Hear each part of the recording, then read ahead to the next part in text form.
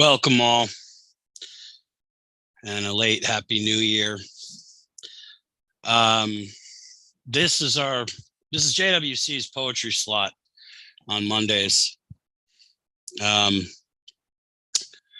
Last year we were doing a show called Sublimated Poesy with David and Ricky. Unfortunately, that's not part of your scheduled programming. There are complications. Nothing personal, nothing strange. But David will not be with us for a while. Not sure how long. Not sure how long he'll be absent, but he is already missed. Consequently, we are experimenting with some new content on a new show. This is JWC's Poetic Deep Dive. This was an eventual phase that we were going to do, or at least something I had been planning. David has inspired me. He was, as far as I'm concerned, he was JWC's official poet.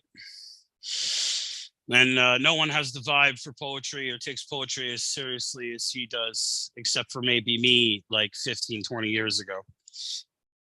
I used to fancy myself a poet. And I wrote a lot of poetry. I have a poetry book in edit.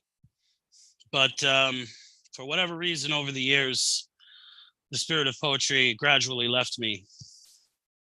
It was no doubt my passion for chapter writing, the writing of novels, that probably led to that. But writing poems was my joy for the longest time. And part of formulating sublimated poesy with David led to me to the two of us talking about poetry and about poesy, which is the old word from the old world for the composition of poetry and the love of the composition of poetry, and reading and writing and reading and writing again, and sharing the love of language play, as he was wont to say. My angle was always voice fulfillment, and I recommend poetry for that, to fulfill your voice, having your own unique style on the page. That's the key, so that people recognize you or are haunted by what you write. That's our goal around here at JWC, to make you a different writer, so that you explore. It's up to you and your muse to make you a better writer. Devotion to the task, adoration of writing, of stories. But on this show, we're dealing with poetry, which I feel is the greatest gateway to voice fulfillment. And writing poems is impactful and excellent for a writer, or anyone every once in a while, just to exercise that part of your brain, that part of your soul. So, this is a solo show. We're not going to go as long, but I have a few things to go through. I made a list of stuff. And what it boils down to is we go through that and we see what's up. Kind of playing around here. This was, like I said, this was something that was going to eventually be happening, but in this particular case, it's happening now. I'm Ricky.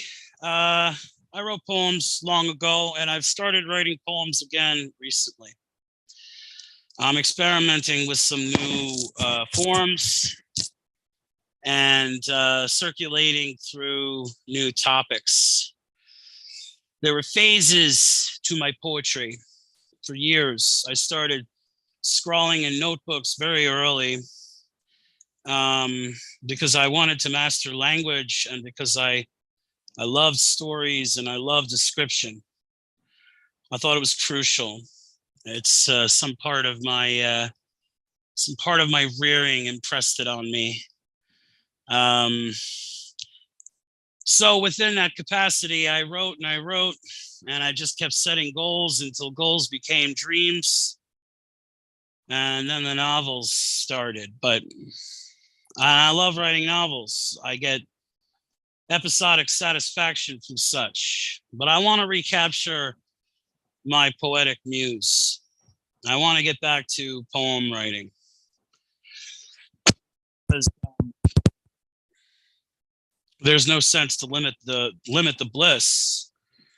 And working with voice fulfillment and writing, it's what I'm here for. If you feel the same way, drop comments, say hi. So I had my derivative phase. I had my official emergence where I was writing in my own way, my own voice. People liked them, they didn't like them, they were offended by them, they were horrified by them. And that drove me on. The fact that I was in such a position to be writing things that would either bother people, or at the very least make them shake their head and go, what is going on with that? That I felt like was what poets were supposed to be doing, stirring up the cultural cauldron. I'm not an activist. I'm not interested in smashing anything or remaking anything. I'm interested in the beautification of language, ornamenting occasions where it helps just a little bit. Because that's what poetry is for. That's what storytelling is for, myth making, etc. For me, it's all become the same thing. But once I got past my emergence, then it turned into this thing called etherealist poetry. Etherealism is rooted, this is my personal opinion, this doesn't represent the interests of JWC. This is me as a poet I'm talking about here. But suffice it to say, poetry does not thrive in materialist soil. Etherealism is what's required. The re-spiritualization, and that includes language, the magic of words, not in any occult or priestly sense, in the sense that, over 100 years ago, poems were a big deal. People read poems. They had poetry readings. They still do at cafes and whatnot, but poetry has taken a shift. It's become almost inescapably political. And one of the things I'm trying to do is work past that. I don't want to stop people from writing political poems. Do whatever you want to do. Talk about me again. We're not talking about JWC. We're not talking about you. We're talking about what I'm doing, because I'm trying to rekindle my poetic muse. I'm trying to coax the phoenix from the ashes, as it were, because I had abandoned it. I had abandoned the poetic muse, something I never thought would happen, but it happened. And that's a terrible state of affairs. So now we're in the post, even though we will be using etherealism to analyze these things. We'll be using a certain criteria that arises from etherealism. But we're trying to move into a post-etherealism state. This is poetic technology that I've been using. I will read some of mine, but first, in our first segment, it will be some works from Victorian Poesy, which is a wonderful book. It represents what used to be. We're going to do some themes. If this continues, I don't know. We'll see. It's all experiment. But if this is a show that should keep going on, especially if it's a shorter one, I don't see why I wouldn't do it. But I'm going to be moving through poetry books. I'm going to tell you what they are, and I'm going to read from them. Little short ones at first, but who knows where it will go.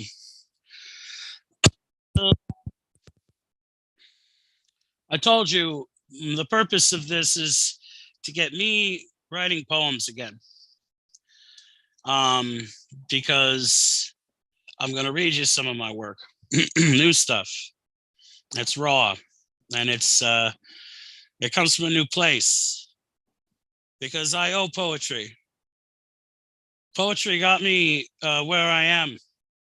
I have 5 books in print, 6 technically. And I would never have fulfilled my voice if it wasn't for poetry and the Poetic Muse, who we just, we fell out of love. It happens. But now it's important that I make a reconnection, to reconnect with Posey. And we'll see what comes of this. But the overall reasoning is to pay her back and to share what she's done for me, the Poetic Muse. She's the one that helped me with language, changed many, many things. And on a secondary note, but not to be de-emphasized, this also honors David Anderson, the poet, as well. We're going to see if we can keep the show going until he returns, if he returns. We don't know. We don't know, but suffice it to say, he is missed. Yeah. This book has a perfume to it. And a lot of songs and poems in here about flowers. We shall read this first one. And again, this is a Victorian Posey pen Heligon's scented treasury of verse and prose. But we are focusing in on the poems. Is that show? This poem from that collection previously mentioned is called The Honeysuckle. I plucked a honeysuckle where the hedge on high is quick with thorn, and climbing for the prize was torn, and fouled my feet in quag water.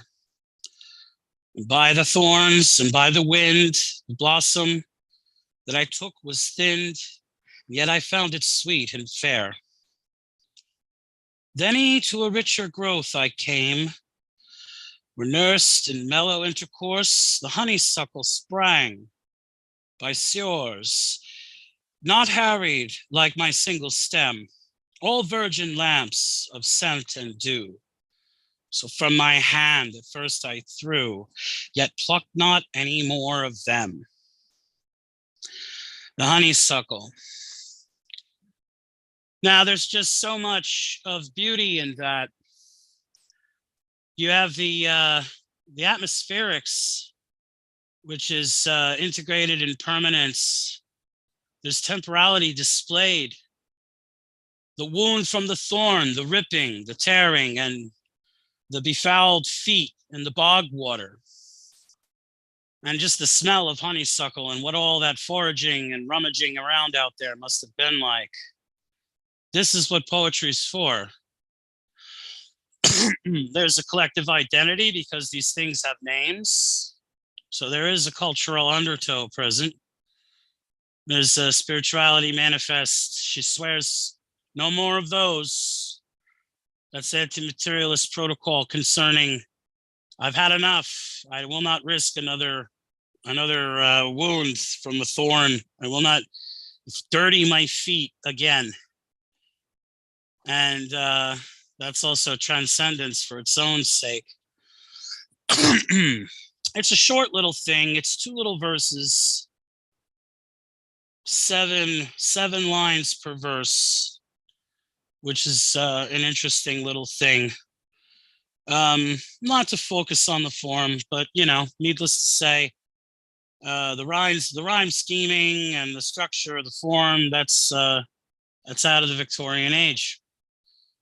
And the voice design, this is a wonderful little flash in someone's life. Could be a memory, could be an observation. This is living poesy. This is what poesy does. How many images did you have flash in your head? How transported were you? Like, where did it take you? That's its whole point, the whole point of it. And in this case, it's for beauty and for to amplify certain things in existence. It's just a beautiful, beautiful poem. So that was our first little poem. And now from the same book, we will go to another one, another short one.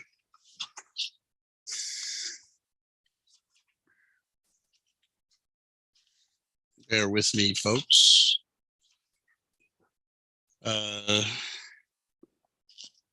There we are. The Rhodora. On being asked, whence is the flower? In May, when sea winds pierced our solitudes, I found the fresh Rhodora in the woods, spreading its leafless blooms in a damp nook to please the desert and the sluggish brook. The purple petals fallen in the pool made the black water with their beauty gay. Here might the red bird come his plumes to cool, and court the flower that cheapens his array. Rhodora, if the sages ask thee why this charm is wasted on the earth and sky, tell them, dear, that if eyes were made for seeing, then beauty is its own excuse for being. Why thou wert there, O rival of the rose, I never thought to ask, I never knew. But in my simple ignorance, suppose the self-same power that brought me there brought you. I mean, just another pretty little thing there. Beauty is his own excuse for being. Who knows where such a treasure came from? Little dab of the muse there. This is another little thing, another little exploration. It's pretty, certainly. You have the notion of its comparisons with the rose, which of course is one of the more sacred flowers associated with mystery and beauty. And who can't forget rose essence once smelled? There were roses in my backyard as a boy, and I certainly took time to smell them. And my grandmother kept a vial of rose essence, which I used to take little sniffs of, because there's nothing like it. But the Rhodora, I'm not sure what that smells like. I don't know if I've ever been around that flower. But just now I have to find out, That's how you know you got living verse, when you have to go hunt one of those things down now and find out. The comparisons here to the rose make it mandatory. And the magnification of the flower, even in its comparison, it brings spirit to it. It brings spirit to all flowers. It makes them treasures. It makes them worth seeking. Stop and smell the Rhodora, as it were. There's lots of creativity here. It's very, very merry, very upbeat, beautiful. And the way it sits on the page, it's like 20 lines in one big verse. and it's Ralph Waldo Emerson. This one has an author. I don't know that the other one said that it did. But beautiful. I mean, nothing to be denied about that voice. Nothing offensive. It just beautifies. So check out Posey from the Victorian age. Say what you will about the time. Not exactly my favorite time. But what they did with poetry, like where they were, like what they were achieving, it's worth, I mean, not so much for the formalism, but just for the sense of beauty, the vitality, pardon me, and the merit of writing such things. That's the key. We want to get back to the merit of beautiful language. We want people to know how to wield it. We want people to appreciate it. That's the key. And in the spirit of that, I've tried to write a few verses. These happened a couple months ago. I think I posted this one somewhere. This is called Green Song. This is by me, Ricky. Green Song. Ever since my earliest mentality, my soul hath yearned for the color green. In wild, mossy forests, where spring leaves windswept in the hush of rain-finding soul. Green has always taken me outside of an overall prismatic spectrum, compelling my glance to linger and wonder and dream. It'd be so sweet to swim through an endless variation of green. That was Green Song. Maybe it'll get in a book one day, maybe not. I don't know. It's raw, it's fresh, and it reminds me, I don't know, all the way since the first grade, maybe before, I knew that I liked green best of all, out of all the colors. Always stuck to it. I dig on black as far as shades are concerned, because I'm wearing a black shirt, but I have just as many green shirts. And there's nothing like forestscapes, verdancy. During my career as a surveyor, I had plenty of that. I've been out in all kinds of country. And there's something about being just completely surrounded by green, moving through a forest. It's never anything I got over. So that was my first little one. There'll be others. I'm already working on others. Some of the other ones will be longer. But when I first started, I have other forms to experiment with. But when I first started, I wanted to rest on that short, like on the short form, you know, like quick is best, just to get limbered up, as it were. So that was Green Song. The other one is called Power Frog. Again, my poems are always strange, which I view as a virtue.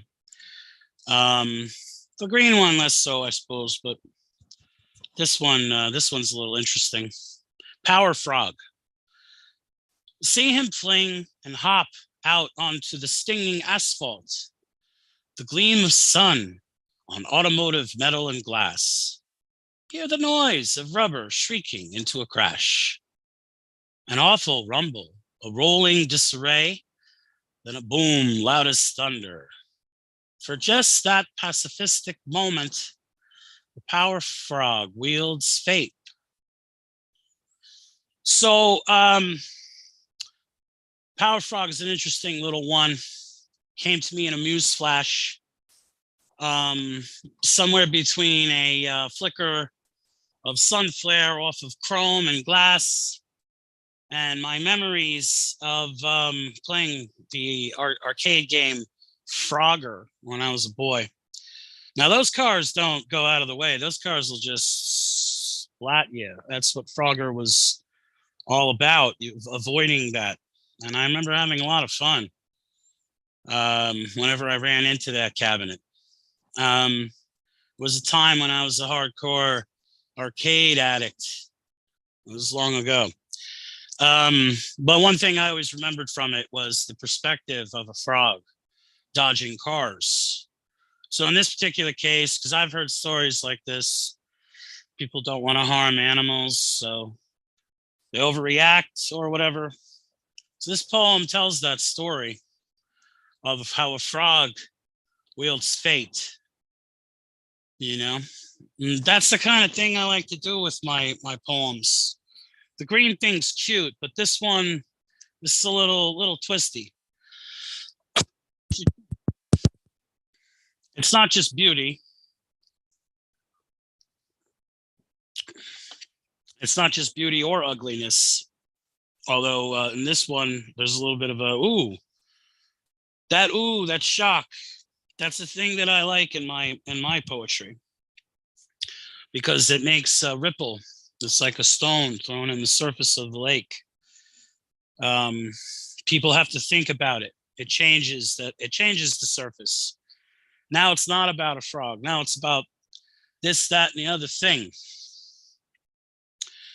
So that's the key behind this is, as we heard in the Victorian stuff, you could be formalist, you can have structure, meter, you could have rhyme. There's lots of ways to make vital poetry, and there's usually a turning of a phrase is involved. But in this particular case, it's that ripple, it's that thought, the concept of the power frog. I guess it's another way of saying the butterfly effect. And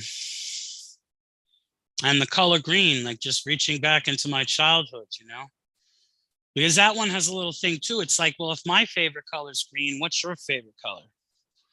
So it makes the person ask, like, where did I first think it was my favorite color? Like, when did that happen?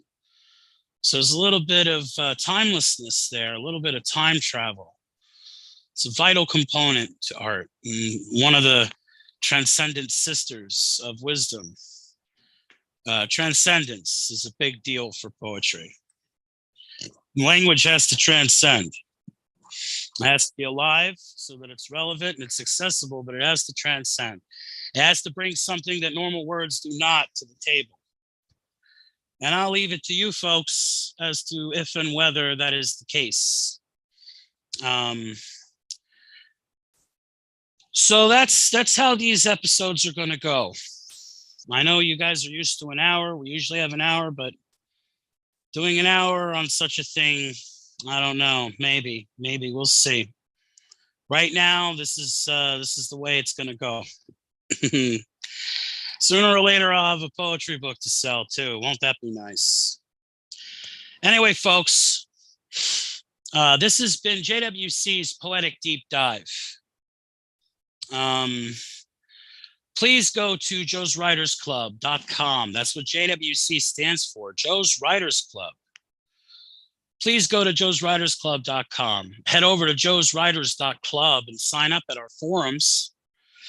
And do check us out social media wise on Twitter, Facebook, and head over to our YouTube channel. Please like and subscribe.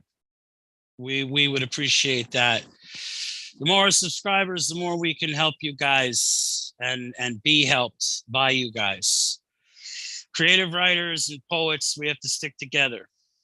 There's plenty of people who are dividing us. It's best that we find some common ground and get together. Writing communities are immeasurably beneficial to someone who's looking to really, really express their creativity. And to explore their muse, which is endlessly satisfying to do. So check all that stuff out, and thanks a lot for listening and checking us out. And we'll see, we'll see how this one looks views wise. I got a few weeks of this that we could check out. I had fun doing it. It was really quick. And we may do other stuff on here. We may have some guests. some people read some poems. We'll see. Take it one step at a time.